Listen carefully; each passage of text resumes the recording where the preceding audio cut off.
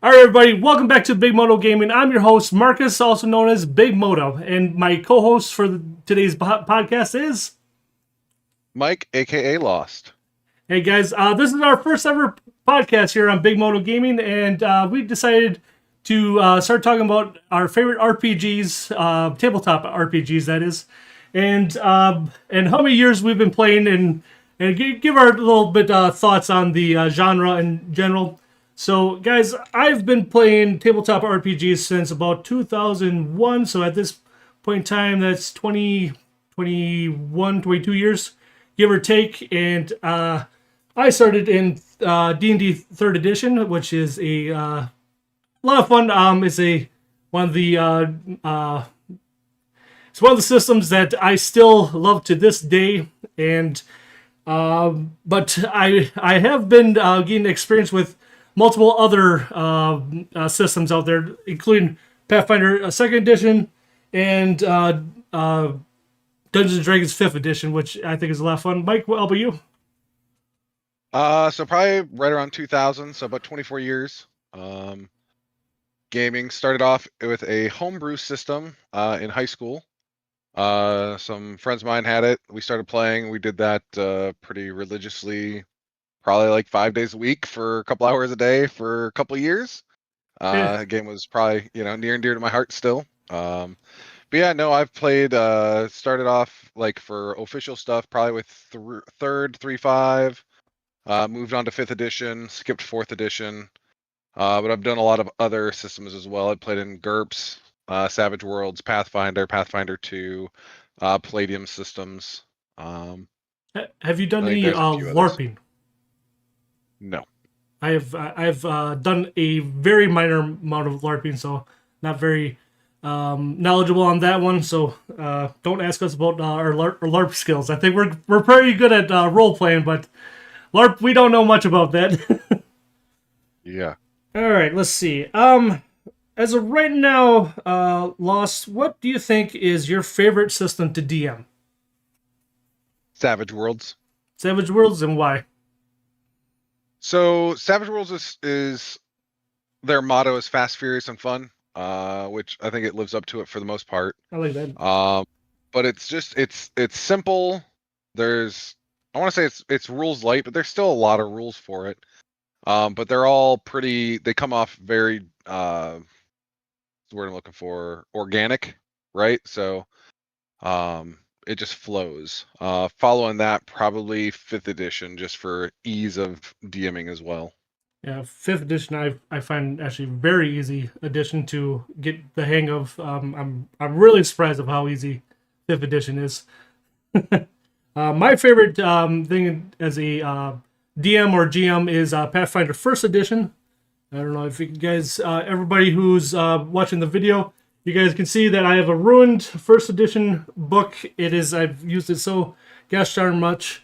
Yeah, Pathfinder 1st edition is by far my favorite one to DM because I feel like I know all the rules.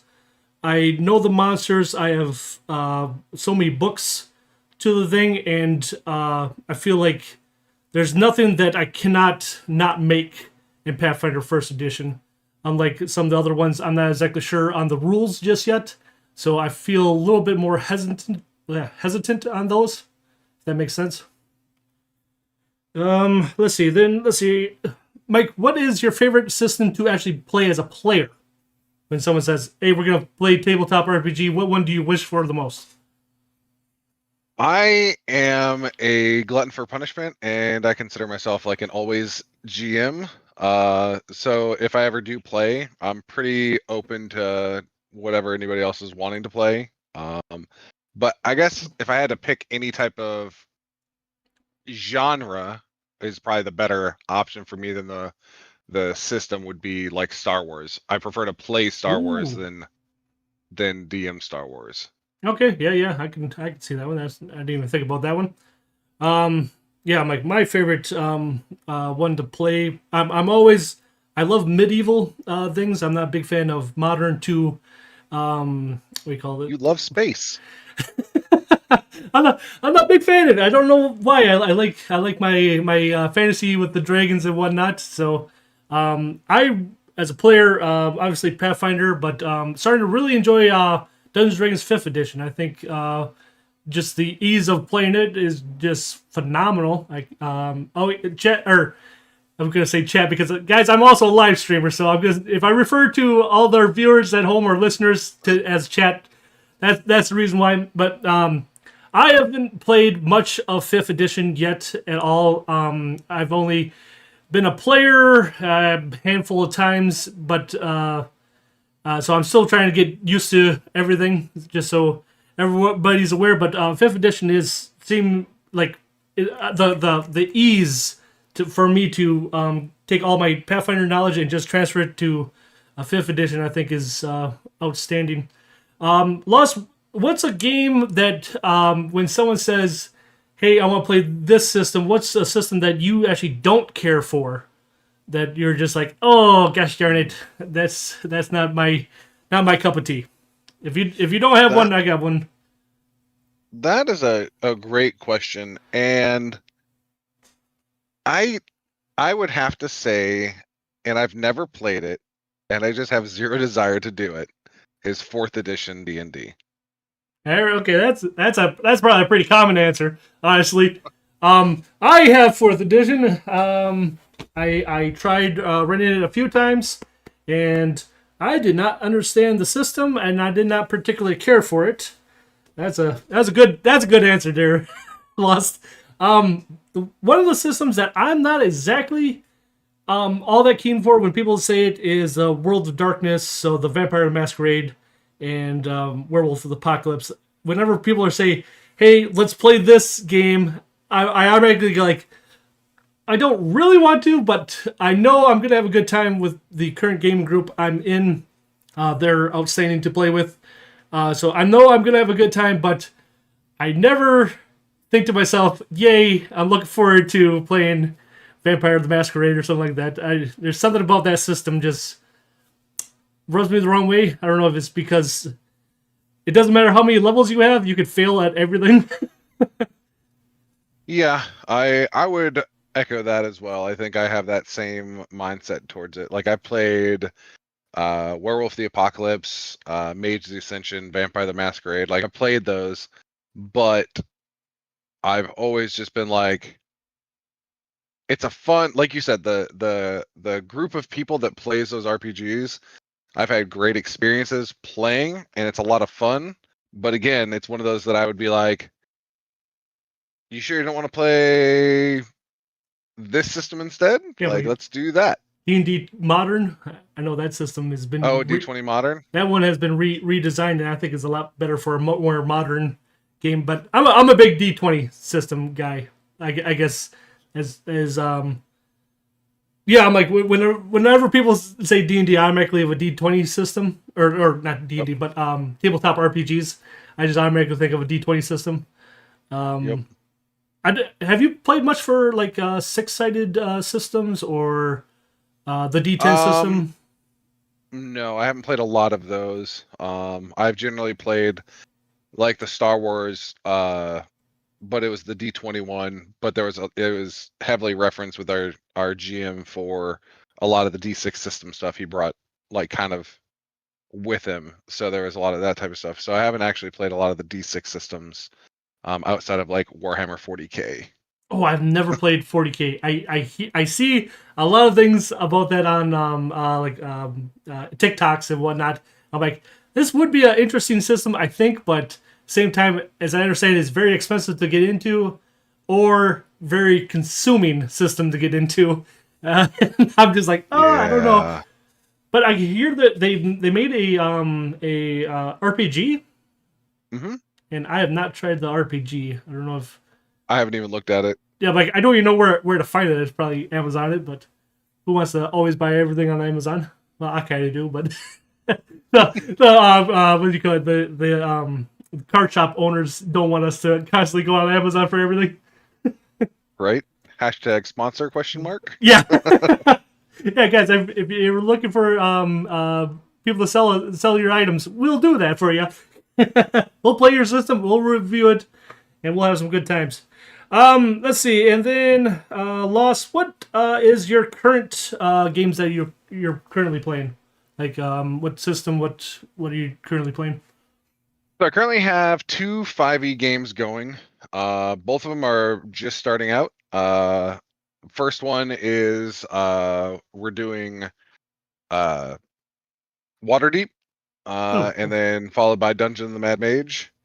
And then the second one is a 5e game, but I'm using some Pathfinder modules to for the adventures and stuff like that. So, And you're DM of both of those. mhm. Okay, and Forever then DM. Forever DM. There's nothing wrong with being Forever DM if you enjoy it.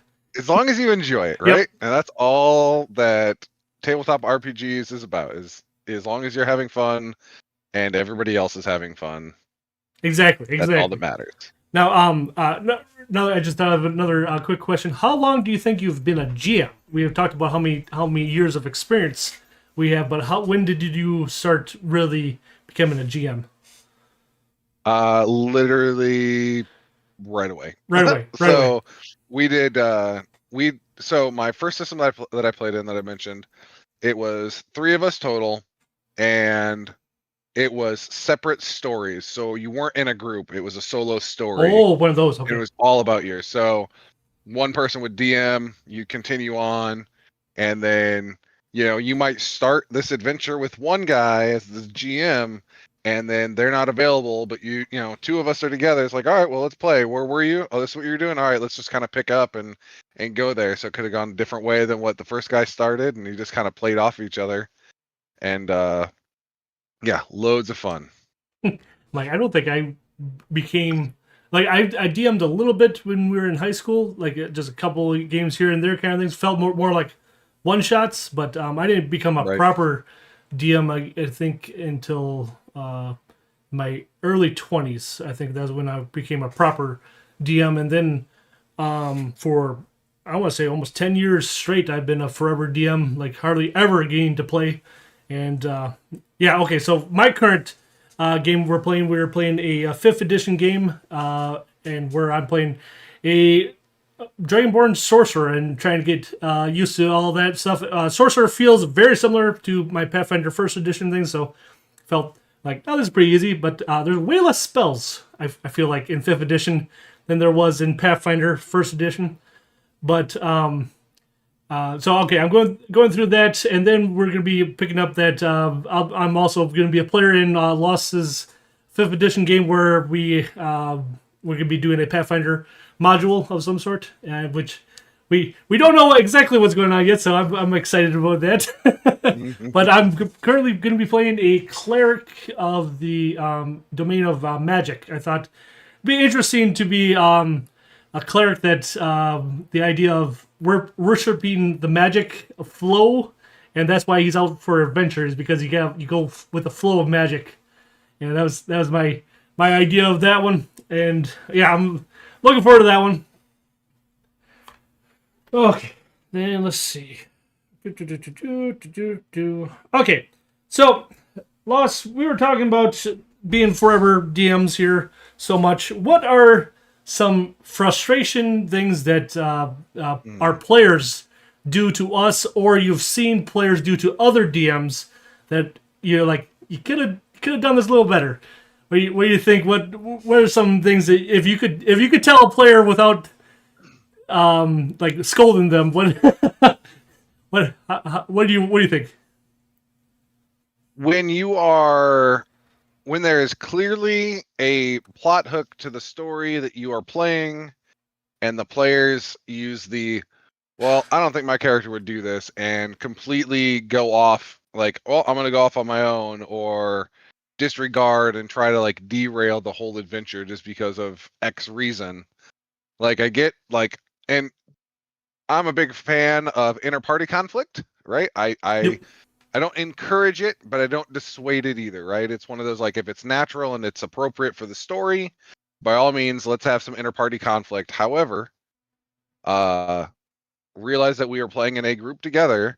So if you feel that strongly that your character cannot be a part of this, and you can't get past that in play or like reconcile that, then you might want to roll up a new character or find a new table.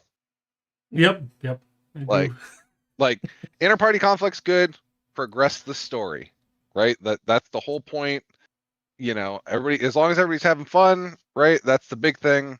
But that also includes the game master, right? Yeah. So Oh my goodness gracious! There's enough times where you don't have fun as a game master because everybody's effing around. It's like, gotta think about your game master too. yep, Um, I don't want to say that they're the ones putting in the work for you to have fun. True. I can't think of a nicer way to say that. But they're the ones that are doing probably hours of prep between sessions to make sure, okay, we got this looked at, we got this looked at. If the players do this, I need to counter with this. If the players do this, I need to have that prepared. Oh, what about this? And then, not to mention the mental taxation of, oh, I didn't think the players would even consider that. Now I Yep. got to come up with something on the fly. So there's a lot of mental taxation as a game master that I think a lot of players take for granted and just try to like not even consider it. Yep. Now, a thing that it's kind of like part of your point. I've had a player we're with that their whole character arc, if you would, was to settle down in a city, and that was it. He basically wanted to play Sims, and oh my goodness gracious, when you got one person who just wants to just that's all they want to do, and the whole adventure. So the DM to all the three other players were all about adventuring, and then we get one person who refuses to do anything. He wanted to build a house and all these kind of different things. I'm like, you could do that in your downtime. Don't make that the game. Yeah. It's very it's a little bit on the selfish side, I guess. But they yeah, but I don't know. That might not be the right term, but it's in that category because it's not. Inconsiderate of the Yes, other players. yes. Let's see. What are some other things that as players that or as DMs our players do? I really dislike when players just try to be make joke characters for the fun of it and not ever think about the long term. I don't know what it is about that. When they like, everybody came up with this awesome idea.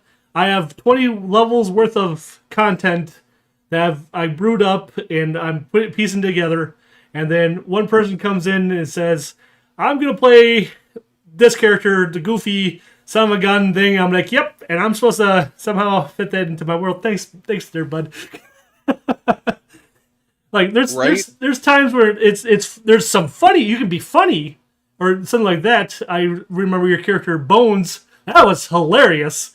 Like that wasn't a joke character. That was It was perfectly it's yeah. story appropriate, right? And it's not yes, it's funny, but it's also appropriate for there's a story, there's a backstory that makes it make sense. You know what I mean? Yeah, and So, and it's like, it wasn't a one and line there's thing that you threw that. right. Now there was some gags that were specifically put in there, like his amnesia, right? So just for everybody that's going to be watching this, right? So I made a was I a cleric? I think I was a cleric. I don't even Yes. remember what class I was. I'm pretty sure I was a cleric. But I had Oh, amnesia yeah. and What I was was a that? skeleton, right? So I was a skeleton cleric with amnesia. I didn't realize that I was a skeleton, right? So I was like, basically the story was like I'd been resurrected as a skeleton for the deity. And so me introducing myself to the group was they were at the bar discussing basically some, their plans and stuff like that. And a skeleton walks up to the bar, sits down, and orders a drink, completely unaware of everything. And because he was, is denial and amnesia, like any chance that there was that like that would come up to be like, oh, you should have known, right? Is that like he's just in denial, like, oh, somebody spilled beer, as I took back the tankard of ale and it goes everywhere because there's nowhere for it to go. It's like, At, oh man, people are being really inconsiderate and just spilling beer, at the role and it play was of the whole group was right, so phenomenal for that. right. but again, right? So it's funny. It provides comedic relief for the group, but this also adds to story. It adds to role play, and stuff like that. So it's not just that. It's fun for the group, not just for you. And as the DM, I had things I could do to keep that role play going, or Hmm. try to flush it. Like when people give you stuff as a DM to work with, that is phenomenal. Those people that Yes. don't want to give anything as a DM, oh, that's thanks for being a side character in my opinion. When those people who don't want to do like anything, it's like Yep. you kind of acting just like a side character here. Yep. And it's all fine. Not everybody enjoys role playing, and Right? they might Yes. just want to role play, right? Like just roll the dice, not actually act out, and that's perfectly fine. But you just got to find your niche in the group on what you're going to provide to the group and to the story. So, like, I do a lot of gaming with my son. He's 14. He's played in a lot of my games over the last couple of years. And there's a lot of times it's like, if you do this, like that goes against the party, right? And it's making him think of the party consequence and stuff like that. Or that's not in accordance with your alignment. So, in Savage Worlds, what I started doing, which made him really considerate of it, is so Savage Worlds gives you bennies or benefits, right? So they're little tokens that you can use to re-roll. So it's like hero points or Right. action points and stuff like that that D&D different variant rules will give you. So whenever he would do or say something that was contrary to his alignment or his character, I would tell him, "Give me a Benny," and he would lose one. So then he was like, "Oh, all right, this is serious, right?" Like, and it's to help teach, like, hey, like actions have consequences, so like you got to think about your character and stuff like that. But kind of going back to what you were saying, how people have like throwaway characters as well. Like for me, whenever I play a character, I always try to look at a different, I do a quick backstory, and then depending on how the campaign is, I'll flesh out that backstory pretty well. Um, and like it hurts when that character dies. You know what I mean? So like, it's like, man, that sucks. And it's not because like the time wasted, right? Right. It's just because like you're like, oh man, like I invested emotionally into this character. Like this was my character. And I feel like a lot of players nowadays, it's what's the term? Oh, I hear people refer to their characters as toons, right? Oh, that's more of a MMO kind of mindset. Yep. Which is, but like when I started hearing people that, it made me think like, oh, they're not investing into their character. They're here to play a game, which is again perfectly fine. But like for me, I'm an investor. I invest emotionally into my characters. I want them to succeed. I want to watch them grow and do these epic things. Now, from that aspect, do you automatically like off of level one? Are you already emotionally attached, or do you wait until something happens and you're like, okay, now this character is my forever, my It forever depends on the idea? game. Okay, It depends on the game, right? So I would say for the most part, I will have a small attachment at level one. But naturally as the game goes on and progresses, and when I do some off the wall crazy shit that succeeds, it's like, all right, this guy's good. We're good. Like yep. now I'm invested. Oh, yeah, like um, to me, right off level one, I'm not normally very invested into the character. But if we hit level two, and I see how the world is working and the DM's working, and I can start playing that future, that's when I'm getting attached to the character. And Yep. but off level one, I'm not normally super attached. So or off the first like one or two play sessions, I'm not normally super attached because I've had I've had a few characters. Even after a while, I'm just like, I'm not attached to this character at all. I feel like I should Yeah, re-roll him, but he's part of the party. But I'm like, I'm not attached to this character at all. I don't like when that happens. Right. And I think, I was thinking about it more and more as we're sitting here talking about it. And I think one of the main reasons for that uh, lack of attachment for a lot of players now is that you're only making this character for this campaign. And it's generally a pre-written campaign. So we'll use like the modules and stuff like that, right? Yep. Like I love running modules lately. But I don't run just that module, right? So like I've run Curse of Strahd a ton of times and I haven't actually gone past it, but I have a whole second and third and fourth story arc centered around the whole Curse of Strahd uh story arc type stuff, right? So like, congratulations, you beat, the vampire, you then go off, X thing happens, like, so now you have to go deal with this. Once you deal with that, you might hear like, oh, the mists of Ravenloft have returned.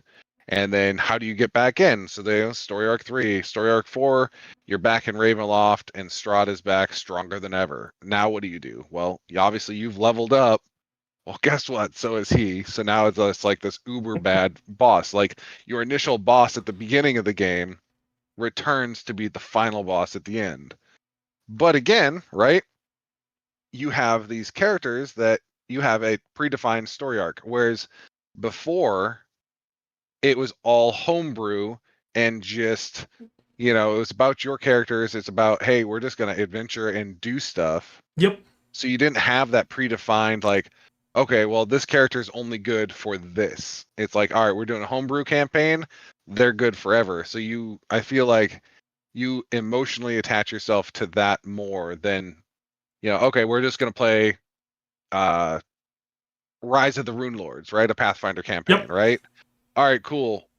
Like it's a longer campaign, which is good, but again, that's what we're playing. So now it's more of you're not playing Pathfinder, you're playing The Rise module. of the Rune Yep. Lords, right? You're playing this module. So Which is that linear pathing and everything right. else. So even if you did die, you could interject another tune in at any point there. Right.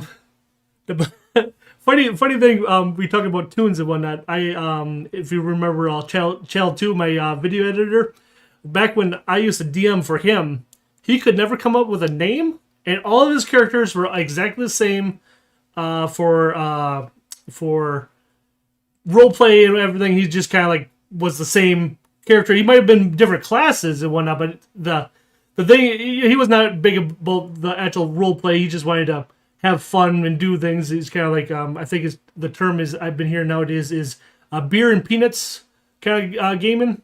Not big in the role play, not like that. But it got to the point he could never think of a name, and he was never really that invested into the characters. Even if we went up to level 20, he wasn't like super invested. He was more invested into the powers and like the actual game side. It got to the point we call them MT, also Mike's tune, or just empty, like he's empty of role play. Just and that stuck for a long time. Like he was actually kind of proud of the new MT. Nice. It's like what the heck. Nice. But all right, and then let's see what else. Is there any other things that would love to tell just players? Or I know there's things that like DMs. You get as a DM, you cannot be too stuck in your ways. Like you were saying, you gotta be able to adapt quickly, and Yep. that's where those hours of research on your setting just comes in super handy.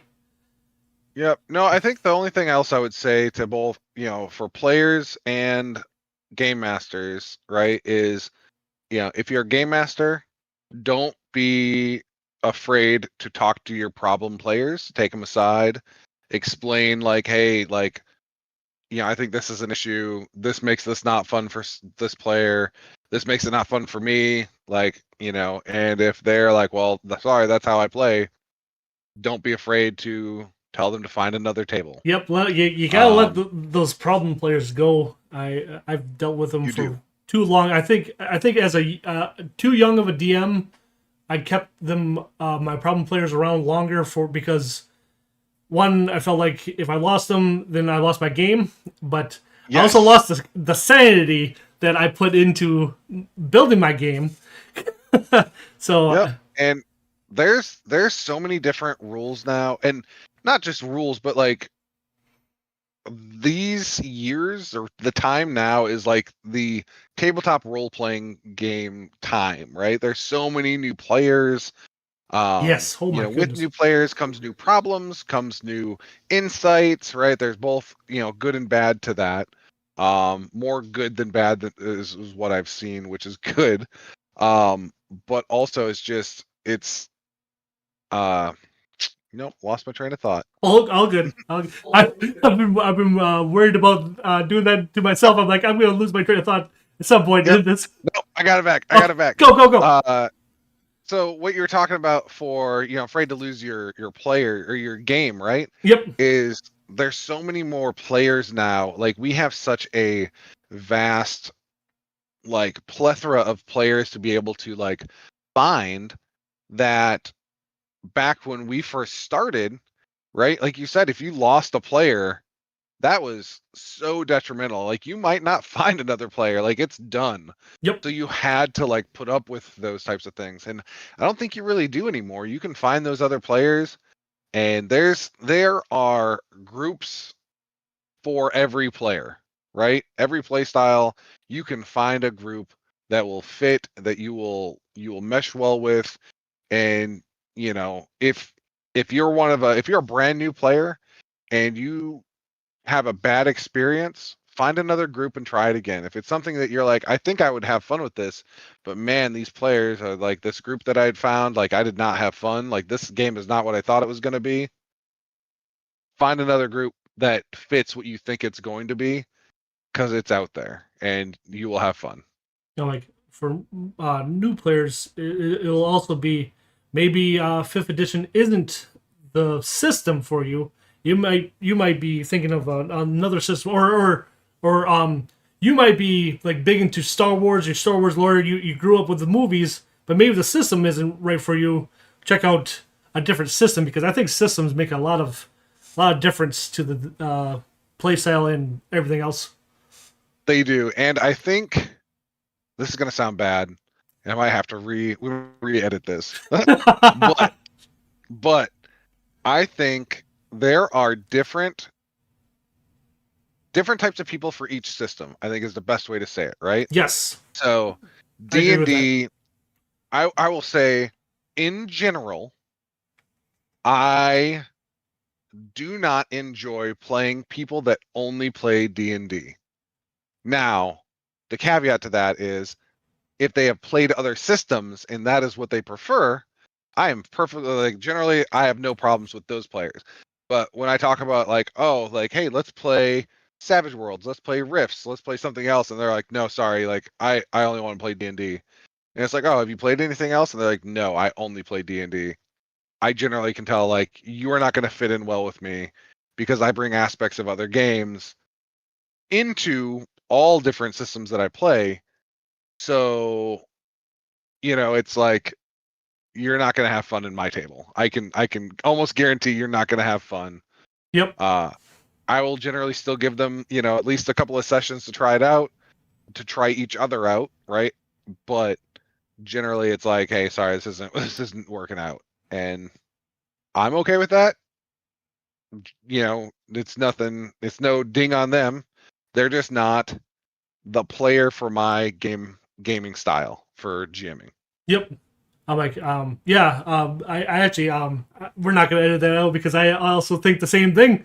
But I've actually had a couple of different players like that, and trying to get them to want to play, say, for example, Pathfinder, since, like I said, is my favorite system. Trying to there's other systems. You don't have to be just a Dungeons and Dragons player. Like you could have fun with any system. Nope. And I don't know. I think that come back from our youth of switching all the different systems. Maybe that's what made us more, I don't know, experimental, that we can jump between things. Because Yeah. we played all the different systems, from a D20 to a D100 system to, did we do D10s? I don't remember if we did D10 systems back when, but we've done everything, and Might have. I feel like that's actually one thing I gotta give props to, the even though I was saying that I don't particularly care for the Vampire the Masquerade system or like world, it made me really improve or happy to flex my role play muscle, and that's where, and then you can take that, because now you got your pump on, you know what I mean. You can bring that to your next D&D game, really getting the role play in. And I think, because if you're just stuck doing just 5th edition and everything else, some people might eventually just become that word, like you were saying, just think of their characters as tunes. Oh,